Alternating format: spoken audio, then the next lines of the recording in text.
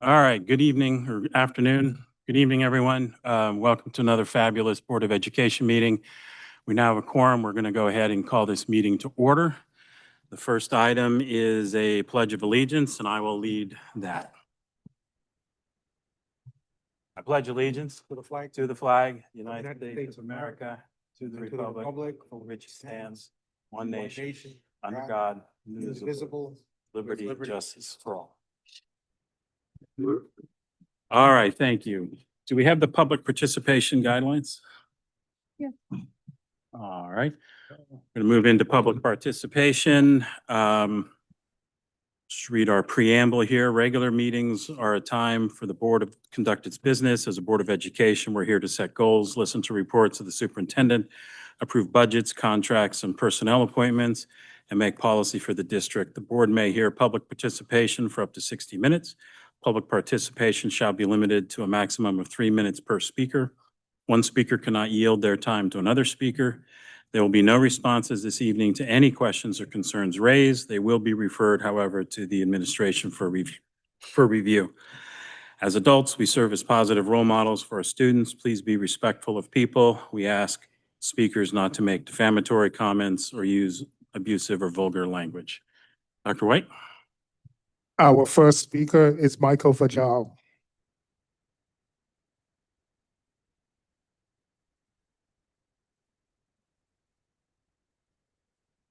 There you go. Good evening, members of the board, Mayor Elicker, and Superintendent Negron. I'm Michael Vagel, an 8th grade science teacher at Betsy Ross Arts and Design Academy. This week marks the end of the first quarter of our school year. However, it also marks a full quarter that our students and teachers have been operating without a critical tool for digital learning, effective web filtering software, such as Securely or GoGuardian. I'd like to ask you to join me in a brief thought experiment. Picture one of our digital classrooms, such as math, English, language arts, maybe science. I want you to focus on the good students, the ones who are on task, engaged, and doing their work. Now, in that same classroom, some students are not. They're playing video games, scrolling through social media, using AI to write their assignments, or watching videos. As the student who is doing the right thing, how does that make you feel? I can tell you exactly how my 8th graders feel. They possess a keen and powerful sense of fairness, and this kind of situation does not sit well with them. They feel cheated. What is our teacher doing about this? After checking in with all the students, they sat down to work in small groups to assist those who needed more support. However, even as they walked around the room checking student screen, I can assure you that our students are magicians at making screen tabs disappear. Does this create a cohesive classroom? No. It undermines the very culture of effort and integrity we're trying to build. It creates a toxic temptation where the on-task student begins to think, if some students can do this other stuff, shouldn't I try too? For teachers, there's engaging digital content that we fear using because of a lack of trust with some of our students.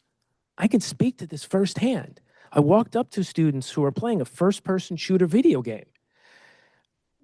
I don't want the language that went through my head at that moment, I don't want to repeat. We can't have things like that in our schools. But if we don't have any filtering software to prevent this or even mitigate the chance, what are we doing? This isn't about just blocking distracting website. This is about fairness. It's about protecting the learning environment for students who are trying to learn, maintaining academic integrity for all, and providing engaging content that makes it worthwhile for students to come to school. We're failing our most dedicated students by not providing this basic necessary structure. We need web filtering tools as soon as possible. Now, are any of these software packages perfect? Absolutely not. I can speak to that firsthand. But we can't wait for perfection. Thank you.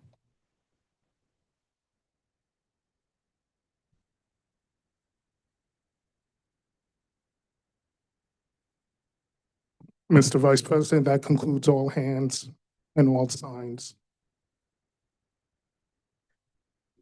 All right, thank you very much for that. I will note that I'm chairing the meeting tonight because Dr. Yarborough was appearing at the Aldermanic Affairs Committee tonight, but it does appear that he's been able to tune in online along with Dr. Joyner, so just note that they have joined us as well. Dr. Yarborough, do you want me to continue chairing? Yes, please, Mr. Wilcox. Thank you. All right, I will do so. So thank you. Next item on the agenda is approval of the minutes of October 14, 2025. Do I have a motion to approve? So moved. It's been moved by Mr. Juarez. Do I have a second? Second. Seconded by Dr. Benitez. Any discussion? So we'll go ahead and vote. Mr. Juarez, Yes. Dr. Benitez, Yes. Ms. Downer, Yes. Mayor Elicker, Yes. Dr. Joyner,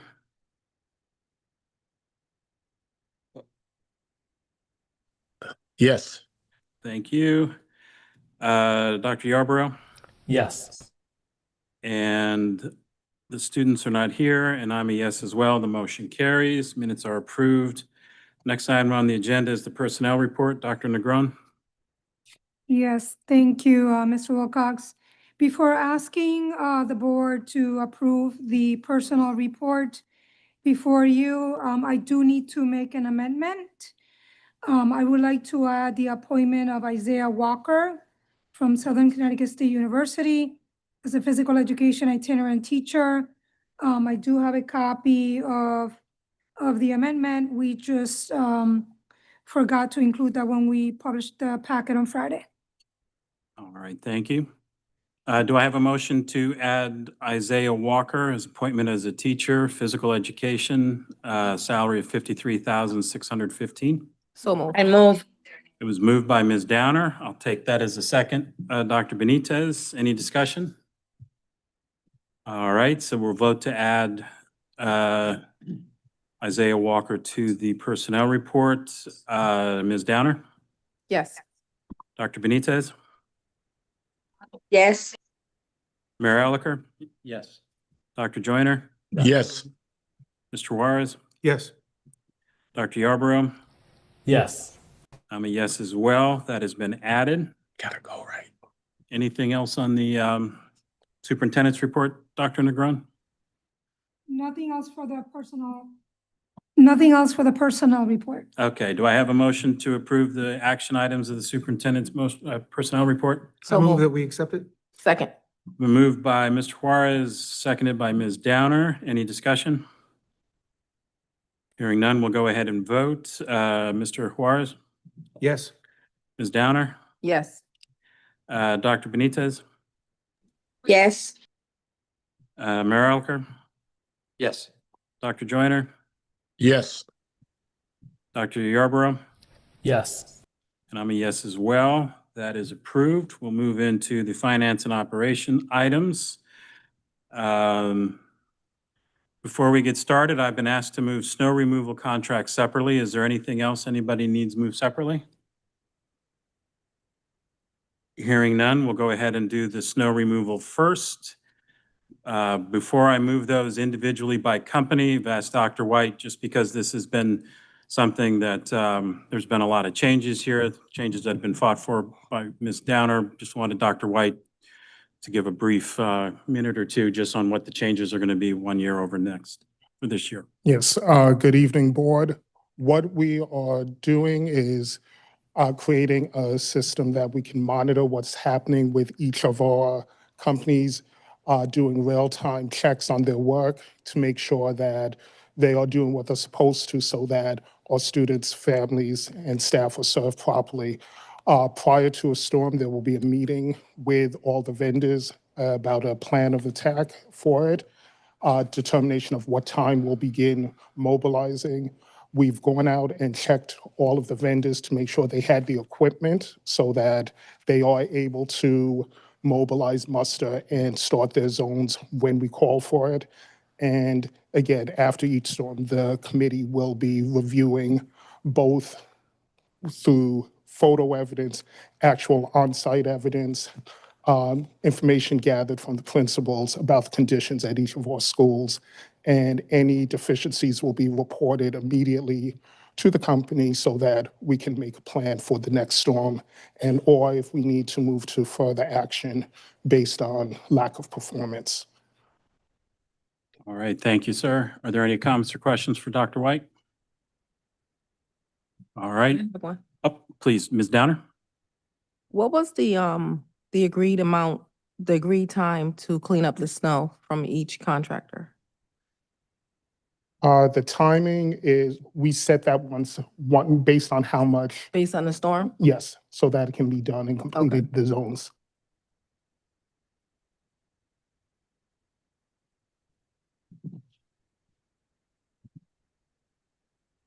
I also have a question. I'm sorry, were you finished, Ms. Downer?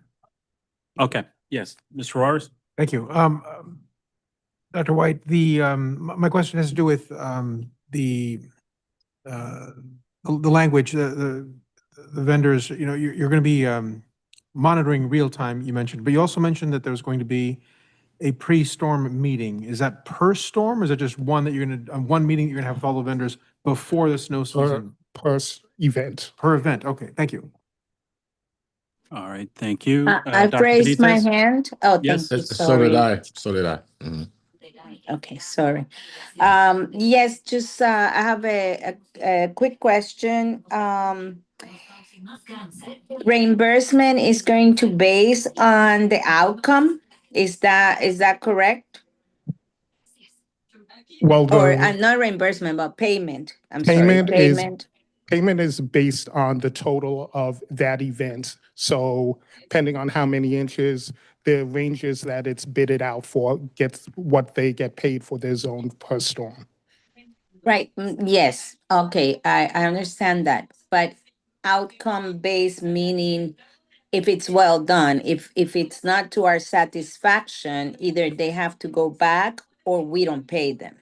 The Is that first right? thing, the immediate thing is the real-time monitoring. If there's a problem, is we need them back because again, it's a safety issue for our schools. All right, thank you, Dr. Benitez. Dr. Joyner?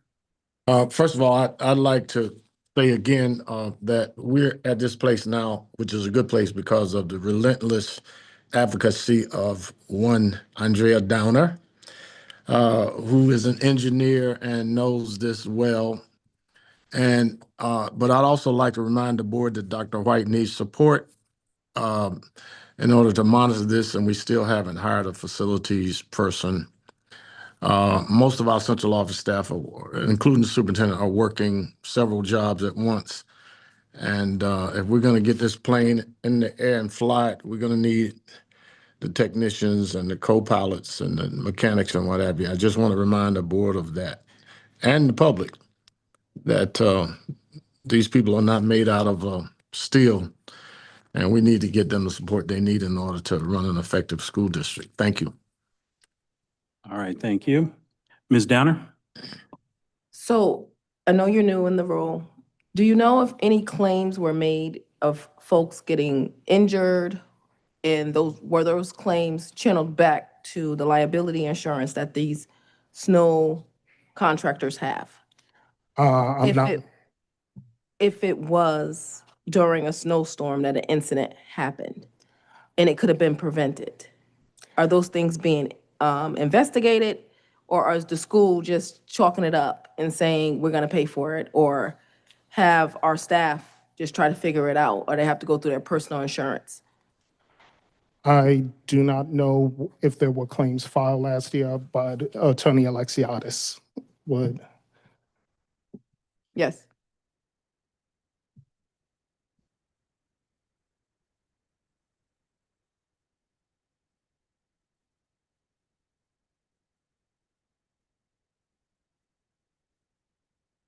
Good evening. Thank you. Good evening. The practice is in our office is to review the claims that come in. And typically it's a two-step process. There's a claim that's filed with the city town clerk, and afterwards there's a lawsuit filed. And then we defend the lawsuits either in-house or in some cases with outside counsel. They are reported to our insurance company. The additional responsible parties are brought into the case, if appropriate. In this case, the contractors. I can't tell you off the top of my head any specifics in terms of claims within the last year, but I know that we have several snow and ice related injury cases that we are defending, and we are operating under the indemnification clauses and the required insurance policies that those contractors must have. I hope that answers your question. Well, I'm gonna leave it like that, because I don't think that the school district or the town, the property owners, should have to pay for negligence on vendors. I'm sorry. I don't believe in that. But if it was something that was related to snow removal, whether they failed to remove something, and I would hope, and I know how claims go, deny first and then argue later. But I would hope that just the respect of whoever is involved, that they get treated with the utmost respect. And the reality is, if the snow was out there and they fell, I just hope it was dealt right. I really do, and not blame the person that fell. I think that's correct, but in many injury cases, any contributory negligence does need to be evaluated. And also in the snow and ice cases, the location needs to be identified and the responsible party, whether it's the contractor, whether it's a city street or sidewalk that Public Works is responsible for. So I can't give you a specific on any individual case right now, but all I can tell you is what our office practice is. Okay, I understand tort Okay, negligence. I understand yeah, that. no, okay. That's what you're talking about. Okay, thank you. thank you. You're welcome. Thank you, Attorney Alexiadis. Any other? Thank you, Dr. White. So I'll go ahead and start making these motions. Hold on. Oh, I'm sorry. One Ms. second. Downer? I do want to make a note that this is so dear to me, because last year I spent a great deal of phone calls coming in, visiting schools. I've took a lot of pictures. And this has always been, and I read this article. I went back to New Haven Independent. They do such a good job covering us. Thank you. It was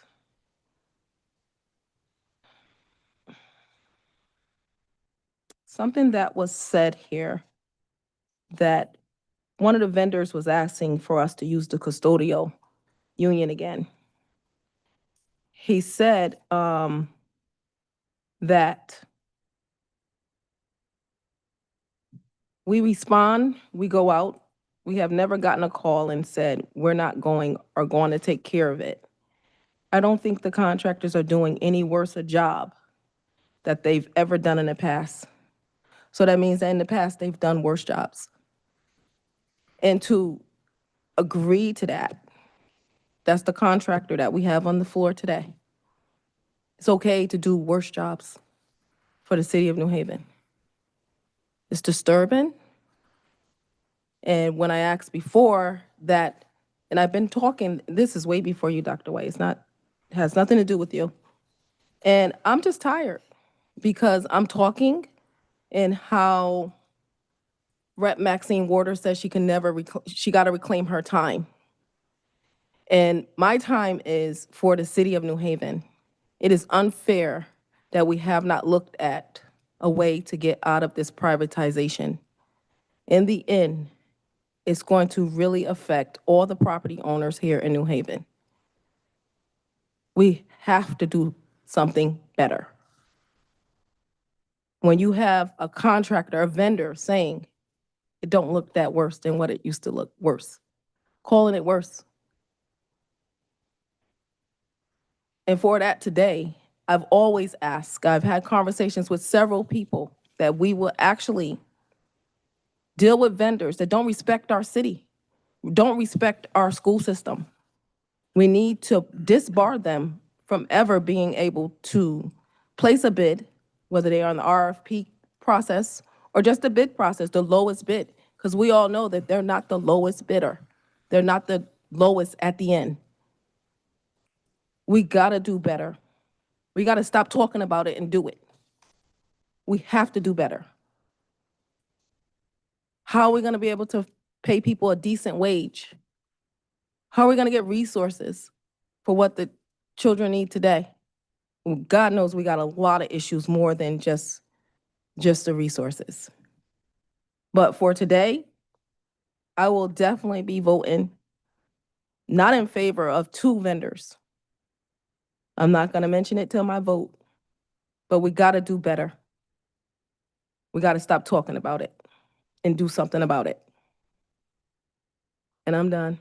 Thank you. All right, thank you, Ms. Downer. And I'll just, for my own part, echo the comments that have been mentioned by one of my colleagues about your tireless dedication to making this process better. And I do appreciate the improvements I see that Dr. White has outlined and has in place for the monitoring. And we've also mentioned that we're going to just expect a snow report at every FNO meeting after any snow event. So we'll go ahead and move into the motions. The first is I move that we approve item 10.01, the award of contract to Tim's Enterprise LLC for snow removal zone 1.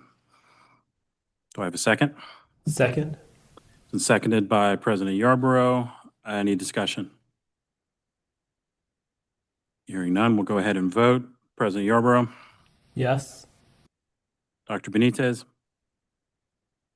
Yes. Ms. Downer, No. Mayor Elicker, Yes. Dr. Joyner, Yes, because guardrails are in place. Mr. Juarez, Yes. and I'm a yes as well. The motion passes. I move that we approve item 10.02, award a contract to Cheapscapes LLC for snow removal zone 2. Is there a Second. second? It's been seconded by President Yarborough. Any discussion?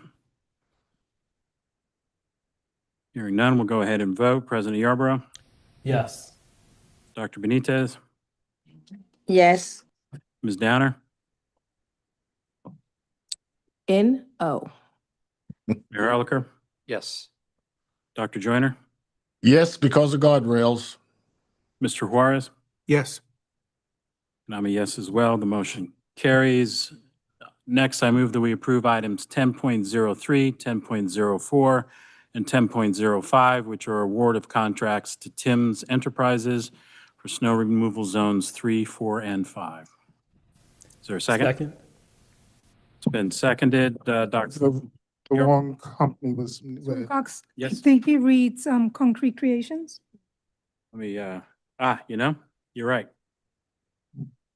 Need to correct that. I'm going to withdraw my motion. Does Dr. I Yarborough? withdraw my second. Okay, that's my bad. That's a big mistake on my part. I apologize. Thank you for catching that, folks.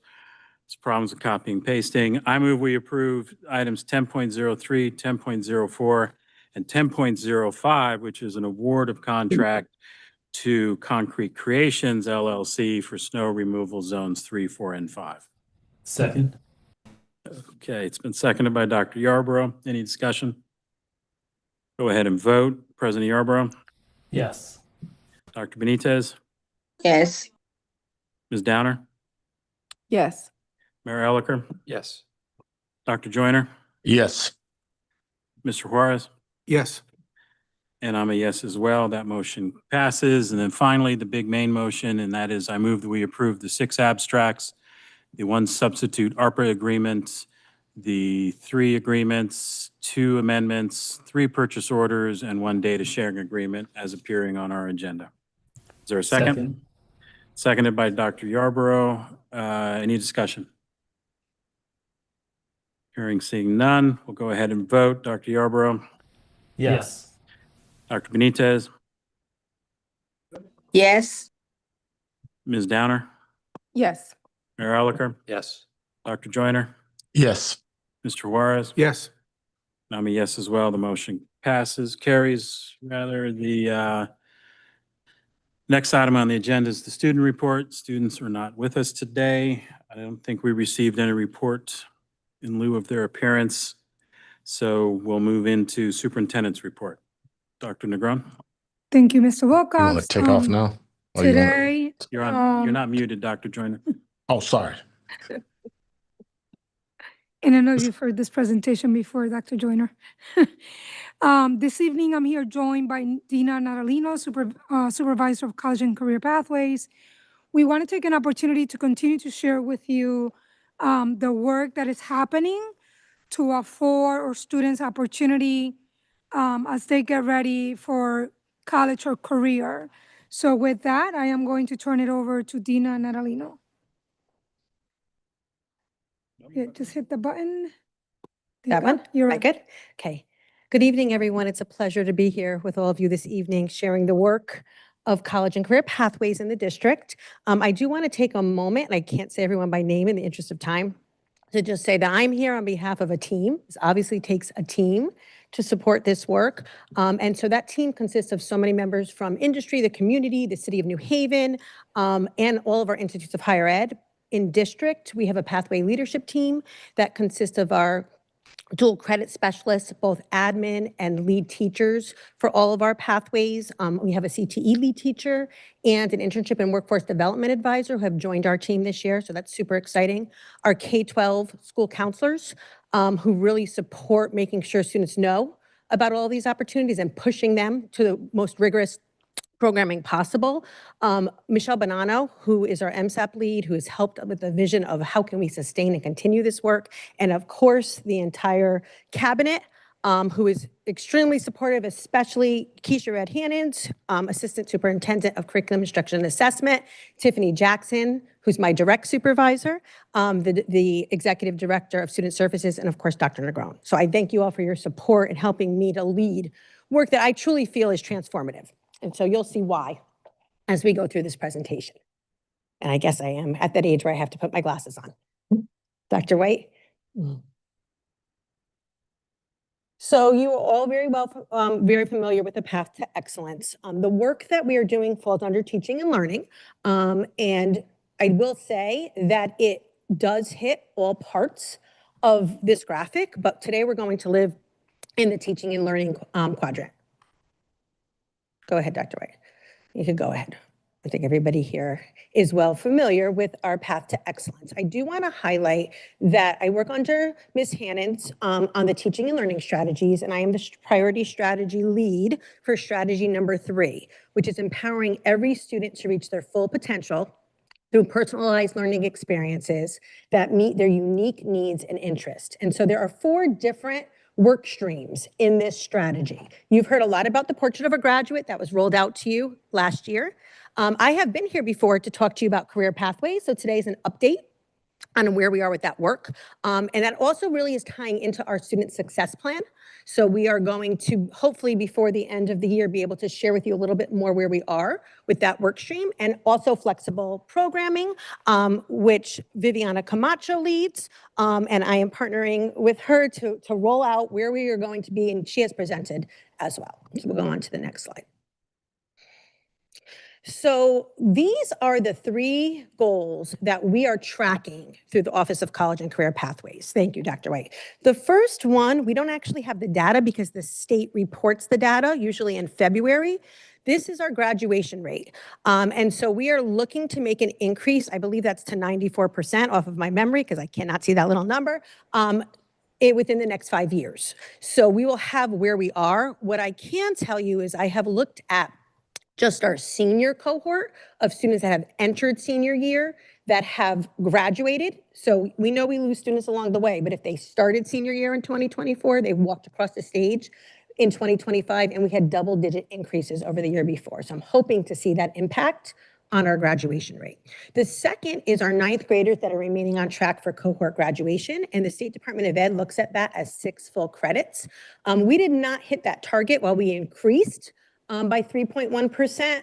We missed what the target was for last year. Hopefully the work that we're doing with our freshman academies and our career pathways is going to have an impact on increasing that number moving into future years.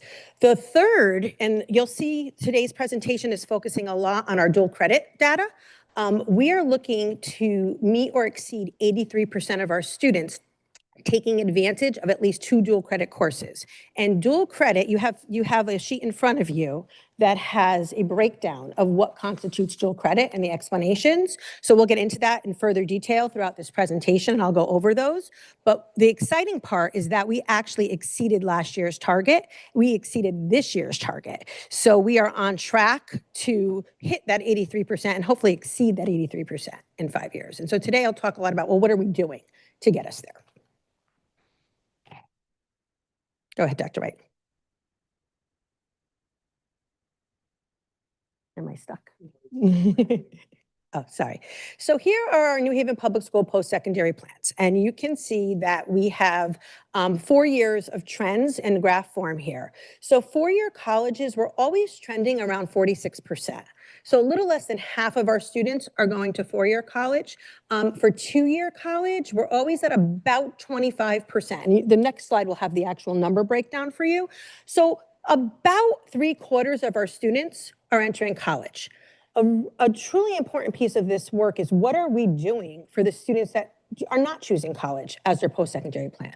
You've heard me say it before, college is one path to success. It's not the only path to success. And if you've been reading anything about the future and the trade professions and how important it is for us to increase the number of opportunities for our students, we really are focused there. And so my excitement with this slide is, as supervisor of college and career, one of my goals is always that 100% of our students will leave with a plan, and also that we will decrease that straight to work.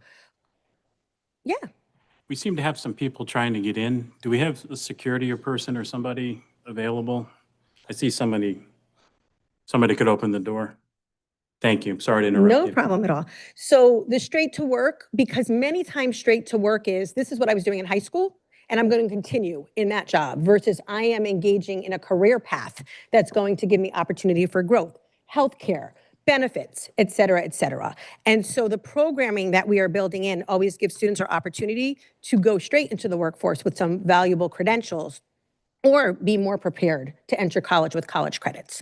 The next slide shows the actual numbers. And so the reds are the decrease and the greens are the increase. The yellow pretty much has been staying the same. And so this just highlights that where we are decreasing is where we want to decrease: the unsure, the straight to work, the other. And where we are increasing is in the trades, the two-year colleges, the certification. With the PACT grant, the Promise for a Better Connecticut, anyone can enter college for the first time at no cost. And I truly believe our families are taking advantage of that opportunity. Next slide. So where are our students going? This is my 5th year, so I've had 4 graduating classes in this role, and it's pretty much been consistent. We are always about 70% in-state, 30% out-of-state. This is a breakdown of the 70% in-state. And UConn and Southern are always neck and neck for about 1/3 of our students. Okay, this year Southern took the lead a little bit. Last year it was UConn. You'll also see that Central doubled. Okay, another one of our state institutions. Yale continues to, be at a higher percentage than in years past. UNH is a private school that we are having the most students matriculate to. You'll also see when we talk about our dual enrollment opportunities that these are the schools that we are engaging with. So if you earn credits from Southern and you matriculate to Southern, all of those classes count toward your degree program. Same with UConn. So the majority of our students are staying in state. They're building out their transcript before they leave us with the credits that they need towards their degree. Okay. Next slide. This slide is interesting. This comes directly from EdSite, and it shows our students that are graduating, how many of those students are matriculating to college, okay? And of that rate, that group, how many are persisting? So if you make it through a first year, you are considered a persister. The dark gray line shows of the persisters, how many graduated in 4 years, and the last blue line shows of the persisters, how many graduated within 6. So if you put that light blue line on top of the gray line, it should almost match that white line. If they persisted through year 1, they are more likely to earn their degree. You will notice with this graph that we're getting better. Now, I started in this role in 2021. This goes back for 4 years, so we're always a little bit behind. But some data that you heard last year from New Haven Promise was that our students for last year's class as freshmen had the highest GPA on record since Promise started. Okay, we believe that as we expose our students to the rigor of college while they are in high school, that first year is not so scary anymore. And they're more likely to persist because they've already done college in some way. And so I anticipate that this graph will show that number closing, and our students that enter will persist and be more successful because they have had the experience while they were still here with us. Next slide. So what are some of our scholarship successes? And unfortunately, I did not print this out in front of me, but I will say we had a great number of New Haven Promise scholars. This year, I just ran the data this weekend. We have 46 more students than last year that qualified with double-digit gains at our largest high school. So Cross, Hillhouse, Career, and Co-op have double digits over last year, where they had the number of students that qualify for the Promise Scholarship. So that is exciting. Pennington, we had 8 New Haven Public School students that got $20,000 or more a year to HBCUs. New Haven Scholarship Fund, which is a great partner, 151 students, I believe, were awarded. Over 100, what does that number say on there? Oh my goodness, I'm scared for my eyes. 290,000, thank you. I need to go back to the eye doctor. And then additional notable awards, I know we had a full scholarship scholarship to Fordham and to Boston University and many other scholarships that our students attained. So what are we doing to impact these numbers? We are increasing the dual credit opportunities in our district. If you can go to the next slide, historically, and I'm talking when I was a student, dual enrollment has been in New Haven Public Schools for that long. That is the opportunity for students to take classes at no cost to families on college campus. So the courses are taught by a college professor. So Southern may have been running a course that has 27 seats. They only filled 24. They gave 3 seats to New Haven Public Schools. And then our dual credit specialists work with our students to get them enrolled in those courses. That is very long-standing. Okay. Concurrent enrollment is relatively new, and you're going to see some graphs that show how much we have grown in concurrent enrollment in the past 5 years. This is when our teachers apply to teach a college course. They are approved by the university as an adjunct professor. The course runs on high school campus, and the student earns the college credit. So they're coded right in our catalog. SCSU PSY 100, for example, is Southern Psychology class that's being offered here in New Haven Public Schools. Okay, those are the 2 that are considered college courses, right, for college credit. Advanced placement, once again, you guys probably all knew about advanced placement when you were in high school as well. Those are your AP courses.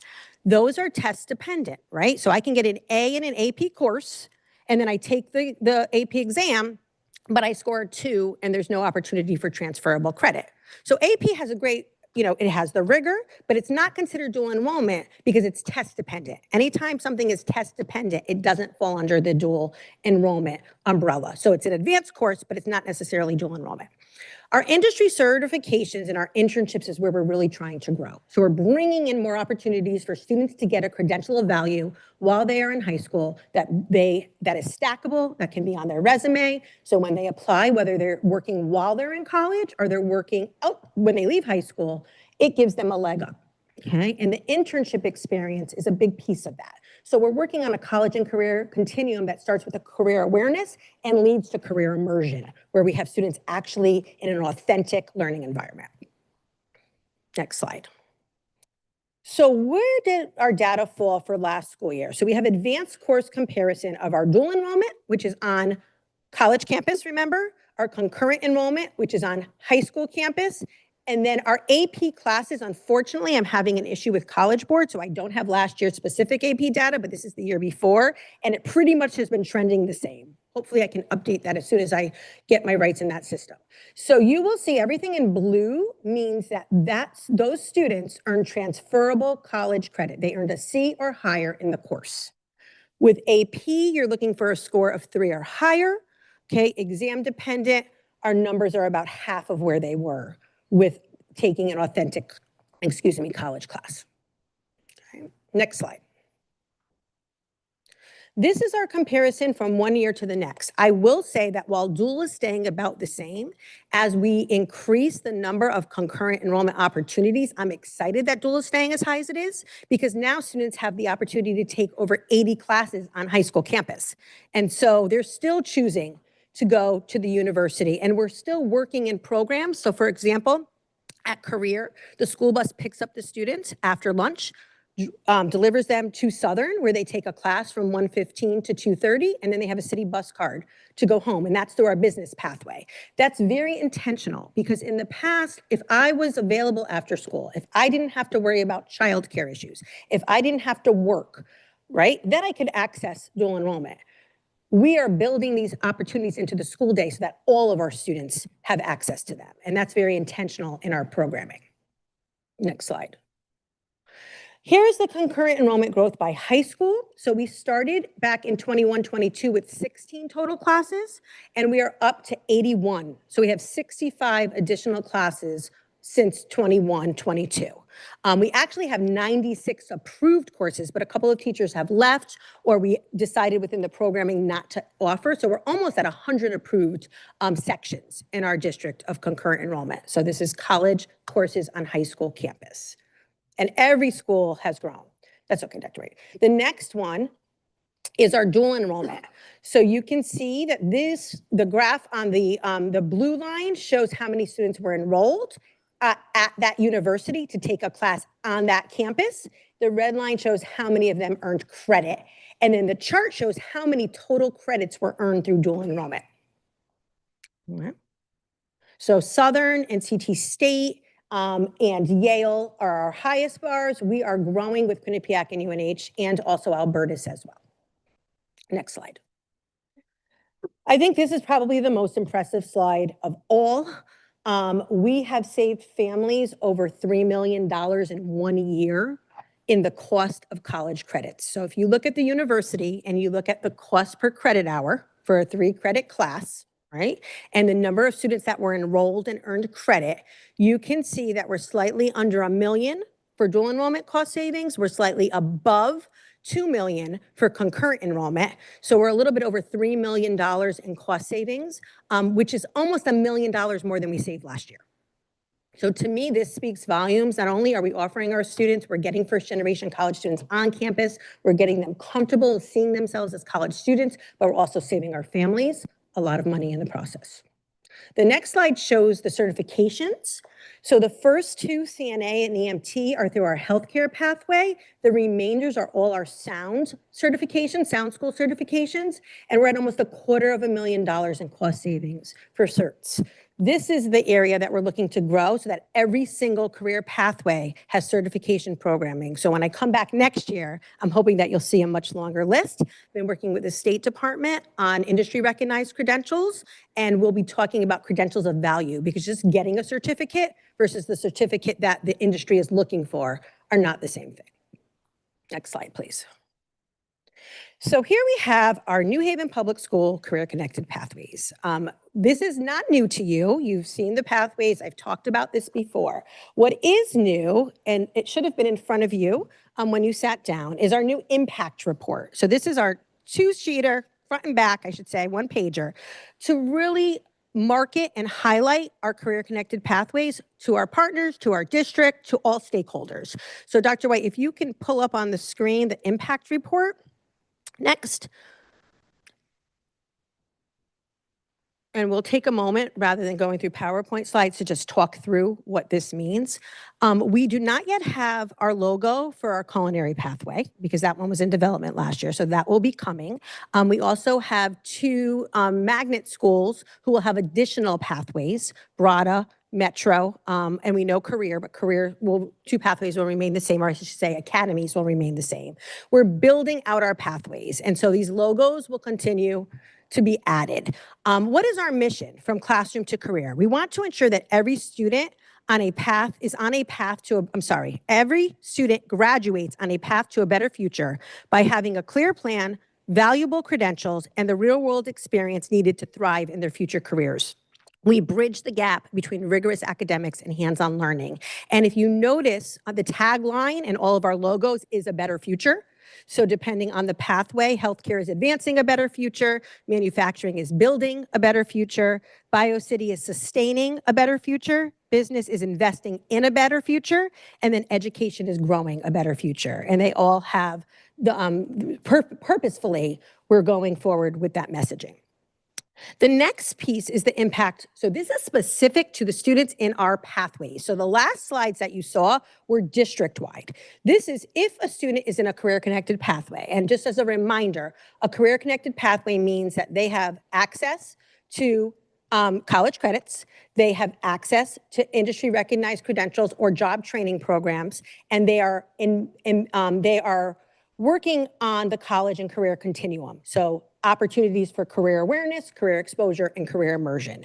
And so we're working with some of our schools to make sure, yes, you have a lot in place, but these are the 3 components that we're working towards. So when we compared our students in career pathways to the general population, our average GPA is 3.23. Remember, New Haven Promise is 3.0, so we're up there. 95.1% are on track for cohort graduation. Okay. Remember when I showed you the freshmen on track, we were in the low 70s. Okay. This group over their time in the pathway have earned 1,685 college credits and 114 industry recognized credentials. We have saved these families $2.3 million for their child. Demographics, I think this is really important to showcase. If you notice the district demographics per EdSite in the first column of that chart, our district dual enrollment data, which has been recognized by the state as being the best in the state for closing the diversity gap. But then look at our pathway students. We almost match the district demographics. So while the dual enrollment and taking classes on college campus has gotten much better, we still are primarily female, and we still have a high number of white students in comparison to our district demographics. Whereas if you look at our pathway, it almost matches where we are as a district. And that's important to us. We want to make sure that the students accessing these courses represent our student population. Okay. If you turn it over to the back, I'm not going to read everything to you. I will tell you that the valedictorian of Hill House was one of our first initial healthcare pathway graduates, and her speech, she mentioned, and I bolded it out there, how grateful she was for the opportunity to be a part of the Health Career Academy pathway. And she actually graduated as a certified nursing assistant, a graduate of the EMT program, 2-time CPR certified, and with over 20 college credits. So she highlighted that in her valedictory speech. How do we build success? We're looking to increase opportunities, launching new pathways, but they have to be based on the labor market analysis. We don't want to put opportunities in front of our students and then they can't get jobs when they graduate because there are no jobs. And I think we all know of somebody who's gone through, paid all this money for a degree, and then there's no career for them when they graduate. We want to make sure we're fixing that. We also are working on partnerships with regional leaders and institutes of higher ed. I work as much outside of the district as I do inside of the district, working with people to build relationships, build partnerships. And then scaling real world experience, as we talked about, from career exposure to career immersion. What are our future goals? So we're working really closely with the National Career Academy Coalition, and they have a national accreditation.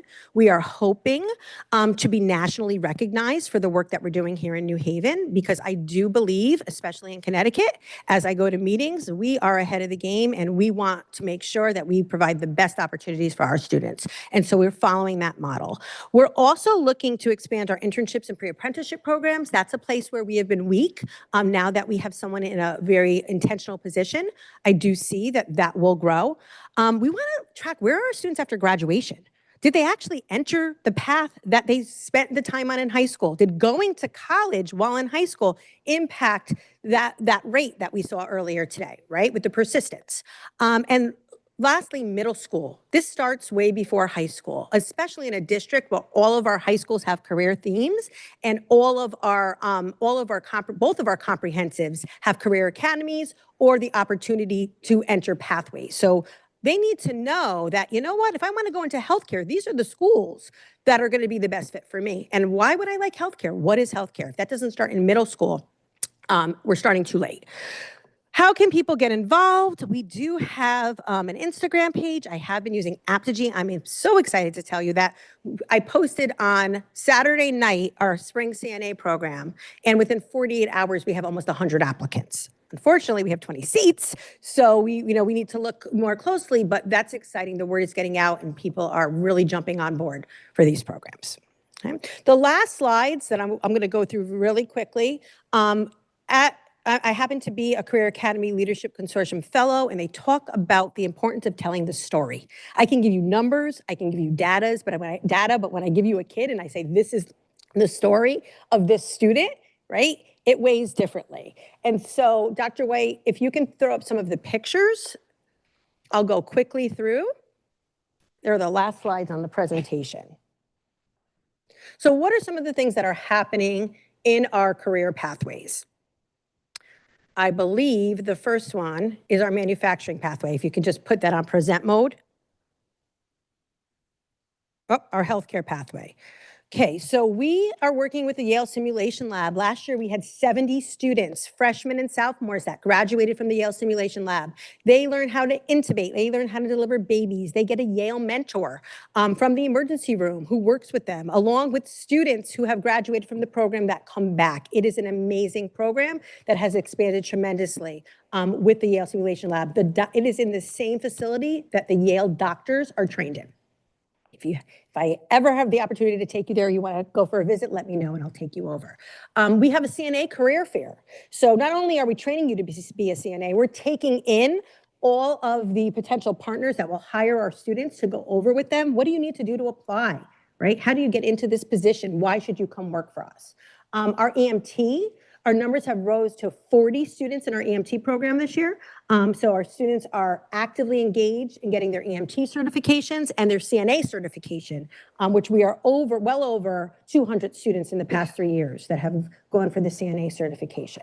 The Greater New Haven Chamber of Commerce, one of our very valued partners, does a career exposure event. We will have it coming up again probably in January, where we bring in all different professions to talk to students about the opportunities. Our students just don't know. They know nursing, right? But they don't know what a respiratory therapist is. They might not know what occupational therapist does. So getting them involved in CNA is a stackable credential where they start to learn about what are all the other opportunities in healthcare that I never even knew existed. And we all know that the job market in healthcare is wide open. They're just waiting for our students to get their degrees or to get the certifications. We're working closely with Yale as well. Manufacturing, many of you have been over. I know I've seen you at the ribbon cutting event for the manufacturing pathway. Amazing space. It is a model for this part of Connecticut. We are actually working to get our advisory council in to start to think about how could the manufacturing pathway look like Wilbur Cross's print shop, where we're fulfilling orders for people. We have the technology there, it's state of the art. And so we're really excited about the opportunities with the manufacturing pathway. We bring all of our 8th graders through to see it. The next slide. That's a video, which you guys can watch at your leisure, of our pathway. Education, we are growing our own teachers. And I think the greatest highlight, which is not on here right now, but when I met with the lead teachers, they said, this is the year, it's year 3. These kids really want to go into education. They are excited. They are doing they're doing internship hours, observation hours with teachers in a sister school. So Metropolitan Academy, Hill House, and Cross are our 3 education pathway schools. They all have sister schools. You'll see there we had 2 students, Maddie and Natalia, who graduated last year, who made it to the state competition for Leah Leaps, a book they wrote, which they read in one of our elementary school classrooms. We get our students on campus, and Southern actually funded the Future Educators Academy for us this summer. I think we have 2 or 3 more slides. I'll go quick. Our business pathway, we ran a summer business academy, which was filled this past summer of students getting exposed to the different careers in business. We worked with Youth Entrepreneurs LLC. They also received the grant for career exploration, and they went into our schools They taught entrepreneurship lessons, and then we had a Shark Tank competition on Southern's campus, which was really fun. And so that's some, and I already talked about our classes that are happening on campus there. So that's our business pathway. And then BioCity, 101 College Street, you see the ribbon cutting there. We had an alumni come in and speak. We have our summer programming happening at BioCity. All of our pathways have advisory councils. And so those advisory councils are meeting coming up in the November or December, and their input and their partnership is really, truly impactful in this work. And so the last slide shows where we are with middle school. I talked a little bit about middle school. Last year, I surveyed middle school counselors about how many had an experience, how many of our middle school students had an experience on college campus, and how many of them had exposure to a career fair, career day, or any other career event. And you could see in those pie charts that we're under 50%. Okay, actually, we're under 75% for the college visits. And so something that we're really working on this year, as I said earlier, is the impact on middle school with a goal of increasing the percentage of schools with visits to a college campus or hosting a career exposure event to at least 80% by this June. And I believe that concludes my presentation. Any questions or feedback? Yes, questions or comments? Mhm. Dr. Joyner, Mhm. microphone. Mhm. First of all, let me, I think that we need to, particularly in a time like this where public education it's always been under siege, but I think we need to acknowledge the quality of our staff, and especially as exemplified by this presentation. In our teaching and learning committee meeting, we talked about making sure that we bring this type of information to the board. We do need a public relations strategy so that people can see the great things that we do in our district in spite of difficulty and overwhelming odds. I want to make a statement about that, but I also want to commend a young lady who graduated from our school district, who's a member of one of the finest families in this community. And the fact that it's almost like that old saying, when you love your work, you love your job, you never work. And her enthusiasm for this and following in the steps of others who come before her is just remarkable. And I would say that about a great number of our administrators. But thank you so much for such a good presentation. Dr. Negron, we need to get her a remote so that she can move her own slides. And Glasses. yes, yeah. And I asked the TL committee to make sure when they do a presentation to give the board handouts because we can't always see the print and what have you. And I asked that they be color, and thank you very much for that. You're a great teacher as well. The single thing that a school district can do is to have a well of resources that give students, especially the disadvantaged, an opportunity to learn and grow. New Haven Public Schools do that as well as, or better than most. It's really up to students and families to drink from the well. And think about schools in Connecticut, school districts in Connecticut. How many school districts have a nationally renowned water-based school like the Sound School? How many school districts have a creative arts program that rivals that of Duke Ellington in Washington, D.C., the Manhattan School for the Performing Arts in New York? Our kids win Grammys. They perform on Broadway. The great athletes that we have in terms of those programs. When we look at the direct connection between school and work, it's not done any better any place else than it is here. In fact, education is preparation for life, and we're doing that quite well. And so I just want to commend the leadership as well as the followership. And we have to work more on helping our kids and our families understand the opportunities that we have, and that if you're willing to work hard and take advantage of it, you can have a good life. So thank you very much for the presentation. Thank you, Dr. Joyner. Thank you very much. Next will be Ms. Downer, and my apologies if I missed your hand last time, and then after that, it'll be Dr. Benitez. I just want to say thank you for the presentation. I actually had the opportunity to take a look at what New Haven Promise said that you said it was 3.1 cost savings. I looked, I guess it was 2.3, so I guess that was, So 2.3 is for our pathway students. Okay. 3.1 is just across the district in general. okay. But what really happened was that since 2022, the New Haven Promise didn't update their where are they now?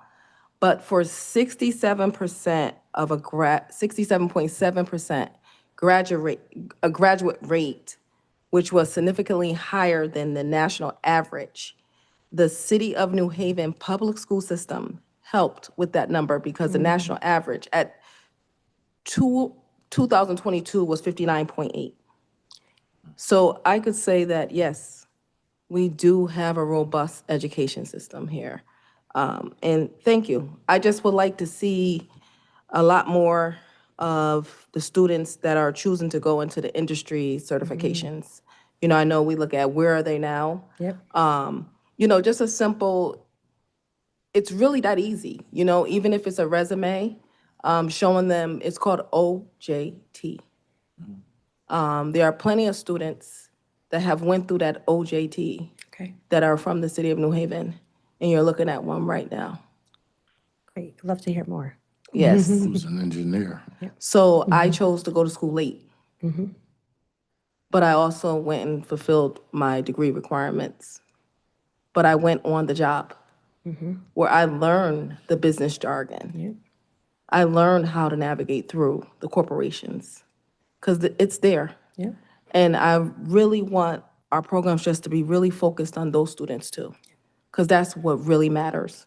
And when you see these students after they graduate, and what are you doing? Okay, you work there. Okay, have you done a resume? Has someone mentored you? We still got to grab those. Can't just let them go out because these large corporations, the ones you talk about that's here, they have those OJTs where the students can learn and they could, you know, again, learn the language, learn the real world learning experience, where they get that opportunity to try the job and someone's giving them, you know, performing the task and someone's giving them constructive feedback, which is building their confidence. I agree 100%. They're really trying So- to build in that area as well. So I just want to say thank you. Thank you. All right, thank you very much. Next will be Dr. Benitez and then Mr. Juarez. Yes, thank you very much for your presentation. I do want to thank you for elevating the counselor role, which is an important role in our district. I think we are very fortunate to have people who are very well trained and with multiple certifications. And I'm glad that you are making making strides and really elevating how they can contribute to what happens in our district. I do have to say it's in my heart to see so many programs thriving, no matter COVID, no matter all the storms, things are moving and thank you for sharing that with us. The only thing that I always think, and this is all my life as an educator, what do we do with those who are not persistent at college? And how do we open our arms and provide them support? I know they're not our responsibility once they graduate, but because they are part of our community, I always think about that and just putting that in your mind. I'm sure you have it too. Yes. And perhaps it's something that we can ask the community to help with. There are enough nonprofits in our city that we perhaps can support. I do know that some of them go to work and get support in that, but I would love to know more about how we connect them and make sure that we track them, know where they go or not go. Thank Agreed. you. Thank you. Thank you. Thank you. Mr. Juarez? Mr. Andalino, I have a question. I think you mentioned the CNA program had over 100 applicants for 20 spots. Is that correct? So we have our spring program, which is starting in January, which the application just went out for. And we have an abundance of applicants for that. It is 20 seats right now, yes. Are the other programs as competitive? So I think with anything, it's growing because students are starting to see the program. I think it's on there. I didn't know if it was me. Yep. So students are walking around in their scrubs in schools, right? Students have their EMT uniform on. That piques interest, right? And so the majority of the applicants are from our healthcare pathway school, but we have applicants from every single high school. So that's exciting to say.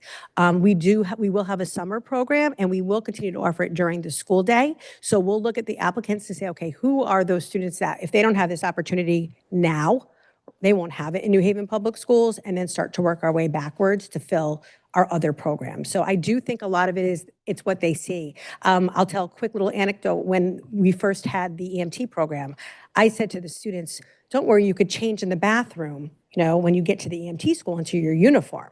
Well, no, they were so proud to walk around their high schools in their EMT uniforms. I had it all wrong. And that really, we had an influx of kids for EMT this year. So everything takes a little bit of time. It takes word of mouth. It takes marketing has been one of our challenges that we're working on, but something that Dr. Joyner said, we talked a lot about in my DataWise team.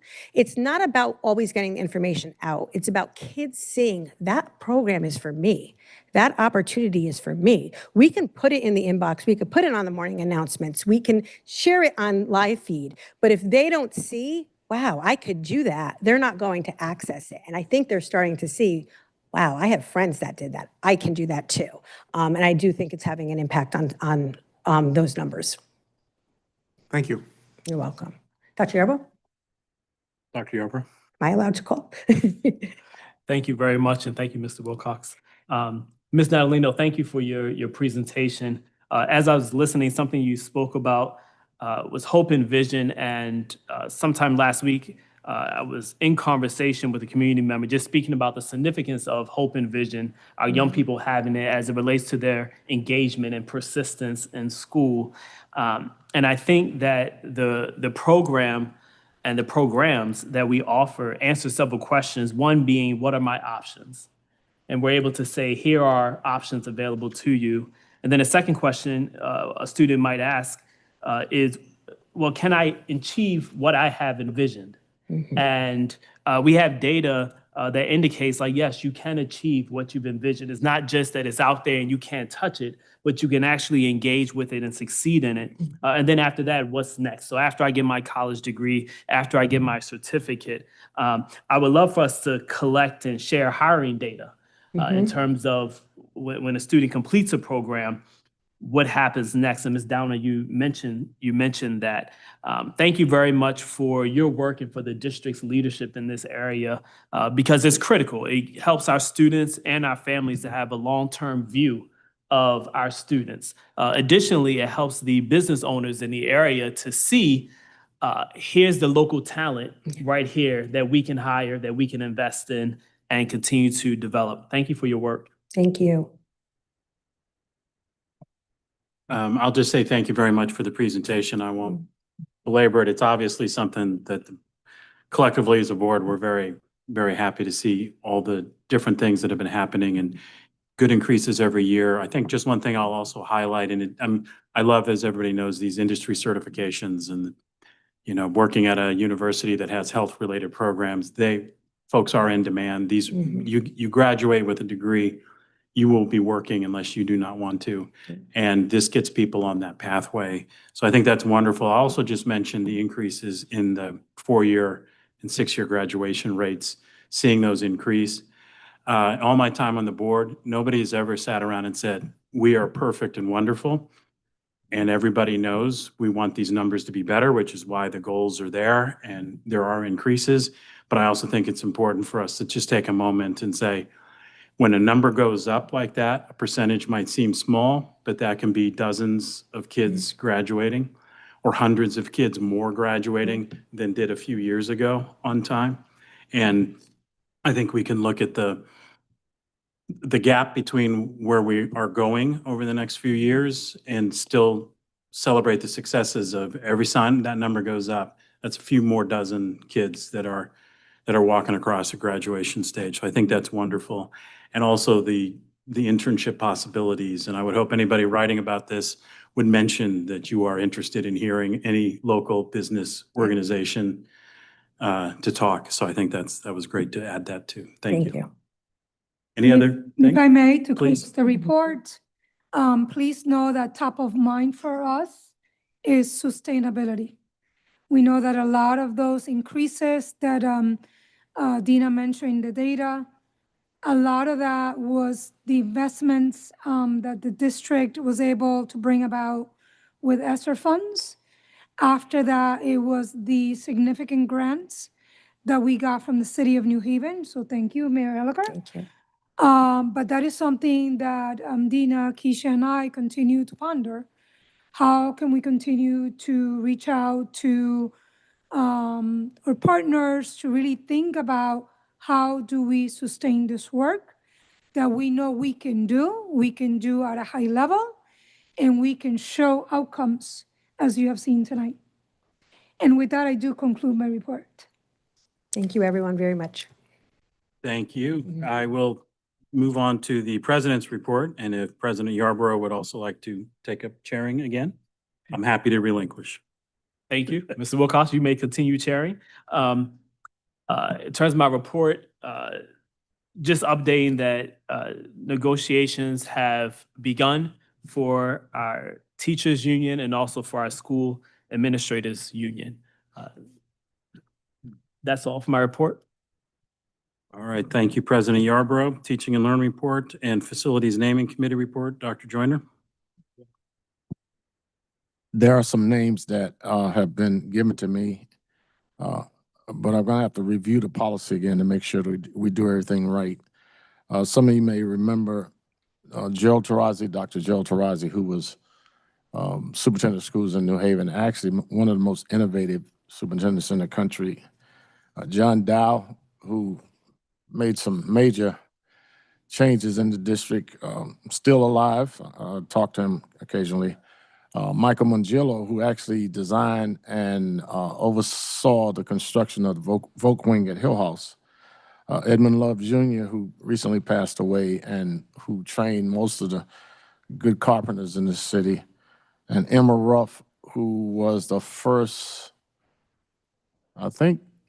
female principal of a high school, and the first Black female principal of a high school. Ironically, when she graduated from college, she attended the same college that Mayor Elicker did for his master's, undergraduate, I believe.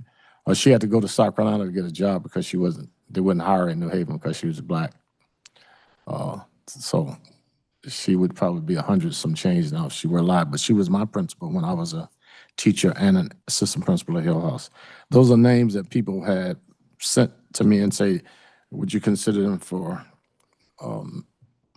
to memorialize them in some way? And so I'm going to have to revisit the policy and see what could possibly be done, but they are certainly all worthy. And I will be getting to you with a bio sketch, and also the, I have to meet with Mr. Wilcox to go over the policy and see where we are with it. And then with Dr. Benitez to see whether or not there's some things that we need to revise if the current policy is not agile enough to meet our needs. That concludes my report on facilities naming. Is there a teaching and learning report, sir? Yes, briefly. I think it's important for us to know the process that we use to generate the teaching and learning agenda. Basically, it's a back and forth between me, Keisha Red-Handens, and the superintendent based on our strategic plan. Our underlying agenda is to make sure that whatever we do in teaching and learning is aligned with the strategic plan. And the superintendent and I and Ms. Red are working to make sure that everything we do, not only in our meetings, but in terms of activities and behaviors, that there's a synchronicity between what we have on paper and what we're doing out in the field. And a related matter is board members, the role of board members in all of that. And of course, you make good policy by being in places where it's being actualized. As Superintendent Negron and I are working on a protocol for site visits by board members. And I'd just like to say in advance that we don't go into schools to catch people doing anything wrong. We don't go in schools to be nosy and to micromanage. I'll say that again. We don't go into schools to be nosy and to micromanage. But we do go in schools to try to take a look at the impact of the policy that we develop on actual practice in the schools. And together, Dr. Negron and I have come up with a draft that will, one, provide an intellectual and moral justification for what we do in terms of visiting schools, that will hopefully reduce any anxiety that staff have when they see a board member or a superintendent or an assistant superintendent, and that we will build a culture based on genuine interactions designed to improve teaching and learning in our school district with a fundamental respect for human beings of all types, but with a rigorous desire to tell the truth and to talk about what our real issues are so that we can move forward to address them. I have a meeting with the superintendent hopefully within a week so we can take a look at the draft of the protocol and then we can submit it to the board. I think it's very important because I've seen systems where, well, actually this system has been that way in some cases, where you go in a school to try to get somebody or gotcha, and that's not helpful. And I've seen cases where people go in and tell folk what to do. That's not helpful because you don't want to micromanage anybody. And in some cases, it's a case of the blind leading the sighted.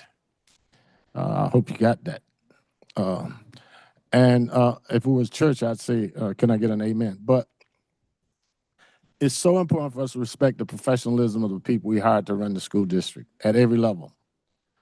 And to also, though, using evidence to help people understand what we're doing well, what we're not doing well, and collectively figuring it out in such a way that we can be effective. And just as no one is immune from righteous criticism, that also applies to us as board members. That we can be criticized as well. We have to practice what we preach. So I'm very happy that Dr. Negron is open to that. And I think between the two of us, we have lots of experience in various school districts. And we know what's not good, and we know what is good, and we're going to try to do good in our district. So I think that's a critical step for us. I also think that this is an unprecedented opportunity because of the quality of the school board and the quality of our staff and our mayor to really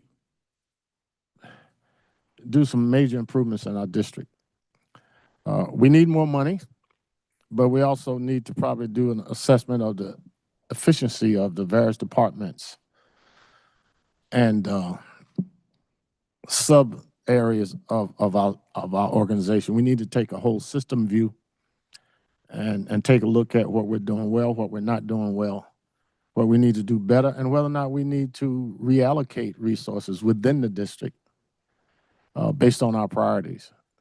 That's a standard premier move in organizational effectiveness, to assess all of what you do, all of the different areas of the system, and to determine those areas that are most likely to get you the outcomes that you want.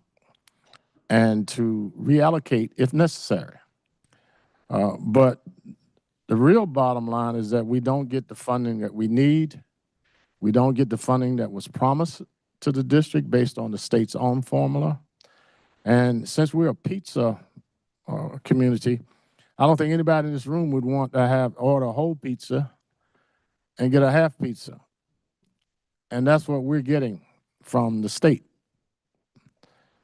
We're getting, sometimes we don't even have the cheese on it, but we if we use the pizza metaphor, we have been underfunded by the agency that has the legal jurisdictional responsibility for our schools for as long as I can remember. And that has to stop. We can't pay our teachers well. We can't pay our administrators well. We can't pay our support staff well if we're going to use a 45% taxable property base where there are other services in the city that have to be taken care of, police, fire, infrastructure, and what have you. And so it's simply not right for the state to continue to do this and abdicate their responsibility for fully funding our schools. And desperate times calls for desperate measures. Education has always been contested terrain. If you study the history of education law, you'll know that going all the way back to the beginning of the American public education system, we've had to fight for public education.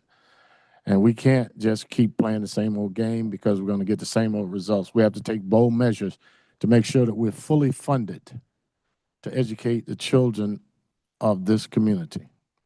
That's directly related to the quality of teaching and learning in our schools. Thank you. I rest my case. And I rest my report.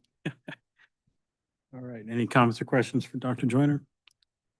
All right, hearing none, we'll move on to, for the Head Start report, just briefly, we met, I think it was last week, staff are preparing for this week's review, a RAN review, which is a type of review that Head Start does when there's been incidents. If you recall, there was some incidents last winter. With this review has been delayed due to some changes at Head Start, but at the federal level, but that is going to happen this week. Staff are preparing for that, doing things like bus ride-alongs and evaluating that busing process, et cetera.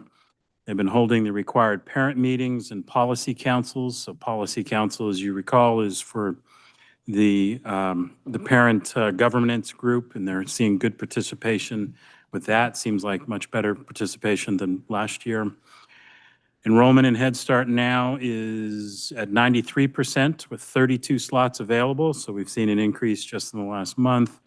Most of these slots are available at Mayo School, but there are some available. I believe we're supposed to be, Head Start wants us at 94%, so we're real close to where we need to be, and hopefully that'll continue. I will just mention two things. One is that there were two mandated reports. So these were, one was a claim of something given to a student to drink that they weren't supposed to have. This was a couple days after the incident apparently is claimed to have happened. There's also an accusation of physical contact. In both of these cases, HR is involved. DCF referral to see if DCF is going to investigate, and then also Head Start office. But as the board, as the governance body, I wanted to make everybody aware of that. So they're working through that process, and I'm sure we'll hear more about it in future meetings. Comments or questions on Head Start? Okay, hearing none. Citywide Building Committee, Stewardship and Building Committee, rather. We met, I think it was October 9th. The facilities report is posted. I do invite people to take a look at it if you haven't. Both Dr. White and ABM have been adding a lot of materials to this report each month, answering questions. Two examples this time was there was information provided on mold remediation in the district, what the process is, and some hot spots, and then also a plan to deal with some exterior lighting concerns. So that information's been presented, but that's just an example of what's there. Also, we heard from Giovanni Zinn, the city engineer, an update on work is progressing at Adult Ed, and then also at the field house. So projects are happening all over the district. If there's no comments about that, just very briefly on finance and operations, the September 2025 budget report was presented. And then also one thing I really wanted to highlight is the FY 25-26 budget update was presented by our CFO, which includes a pretty detailed spreadsheet of all our budget categories along with general funds, special funds, and interdistrict funds. I've been with the district now 6.5 years. This is, I think, one of the better spreadsheets I've seen to lay everything out, not just the general funds budget, but also the special funds, which if we didn't have those, and the interdistrict funds, this district budget would be cut by at least a third. So you can do things like look across and see that where, for instance, teacher salaries are paid for, and then in all the different of those budget lines, and then also get an overall sense. And in that case, that's 43% of the district's total expenditures is on those salaries. And so you can see that across the board, along with an offer that if there's more questions, need to dive deeper into any of those numbers, please get that information to the superintendent or CFO, Amilcar Hernandez, and the Finance and Operations Committee, which is Ms. Downer, President Yarborough, and myself, and we will pursue those in an effort to provide even more transparency as questions come up. But I invite everybody to take a look at that if you haven't. Comments or questions? If not, then we'll move on to governance report. Dr. Benitez. Good evening, members of the public and the Board of Education. We met last week, and one of the things that we are trying to do is to make our culture and climate policy a bit more robust by collaborating with teaching and learning, and in this case with Dr. Joyner and other colleagues. We are trying to integrate more of the restorative practices language into our culture and climate. It is something that the board considers an important steps. And we also know that our staff has been for many years working hard on creating the environment that will be conducive, oh my God, conducive to improving the environment in such a way that we can act on our all of our concerns when it comes to behavior and interactions in the buildings, and that we can see more of a restorative approach to helping our students develop. This is something that we have started last week, and we'll continue to work on, hoping to bring that to the board, if not by next month, by December, for approval. Thank you. All right, thank you very much. Next is food service task. Oh, my bad there. Sorry, sir. Dr. Joyner? Yes, first of all, we couldn't have a better person doing governance. She's certainly lived it, done it, seen it. And Mr. Juarez worked with her. I just want to point out something. I think Mr. Juarez made a comment at the meeting. We're asking our people to do something based on an unfunded mandate. And Mr. Juarez, I wish you would comment on this, because I think what you said in the meeting is that, do our people have training to do restorative justice? In other words, does everybody know their role? Do they understand the concept and what have you? And the answer is no, not wholesale. And in a way, it's not in a way. It is actually immoral to ask someone to do something that you haven't taught them how to do and understand. And I am very confident in the young man that's in charge of it now. And he makes the same point, that, we're working with people and many of them don't understand the concept. And I pointed out that restorative justice started out as a technique that consultants use to resolve disputes between nations. And then they exported it to schools. And there's a big difference between how you do it when you're talking about nations and how you do it when you're talking about kids. And oftentimes, the people who develop these concepts have very little experience in schools. Jim Comer was very smart. He hired a whole bunch of people that had experience in schools to translate his program into something that would be useful for schools. And I just like to, without prolonging the meeting too much longer, ask Mr. Juarez to chime in on that because he made a great point about training. I think my points were more questions that didn't get answered, and I just wanted to, make sure that, certainly I think morally speaking and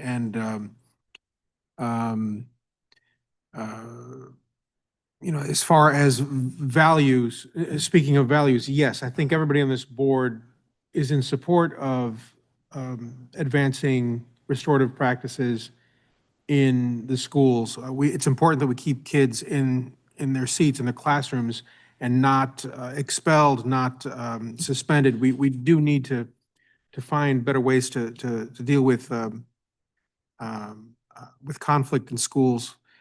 But at the same time, I just wanted to make sure that we are giving the resources to the school faculty and staff to be able to effectively put restorative practices in each of the schools. And I think that we need to make that a priority by putting our pocketbook in a sense where our mouth is, right? That we need to, if we're going to say this is important to us, we need to make sure that it's important to us. And I know that there are a lot of